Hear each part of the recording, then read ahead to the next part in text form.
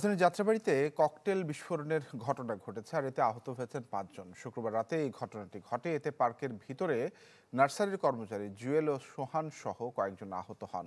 এর মধ্যে জুয়েল গুরুতর আহত হওয়ায় তাকে ঢাকা মেডিকেলে জরুরি বিভাগে নিয়ে যাওয়া হয়। পুলিশ জানায়, যাত্রাবাড়ীতে শহীদ জিয়া পার্কের ভিতরে পশ্চিম পাশের ফটক সংলগ্ন স্থানে ককটেলটি নিক্ষেপ করা হয়। অজ্ঞাতনামা ব্যক্তিরা এটি নিক্ষেপ করেছেন বলে ধারণা করছে পুলিশ। এই ঘটনায় আইনি ব্যবস্থা প্রক্রিয়াধীন।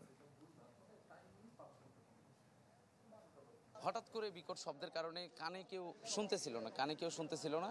তো পিছনের দিকে যখন আমি ঘুরলাম, সামনে থেকে পিছনের দিকে যখন আমি ঘুরলাম, দেখলাম যে গাড়ির ওইখান থেকে প্রচুর পরিমাণে ধোঁয়া। আর হাতের যে অবস্থাটা দেখতেছে, পায়ের যে অবস্থা শিলি করতেছে, আর হাতে যে বোমের যে জখমটা গেছে সেটা বের করার জন্য চেষ্টা করছে। ঢালাইয়ে দৃঢ়তা, নির্মাণে নিশ্চয়তা। প্রিমিয়ার সিমেন্ট, ঢালাইয়ের রাজা।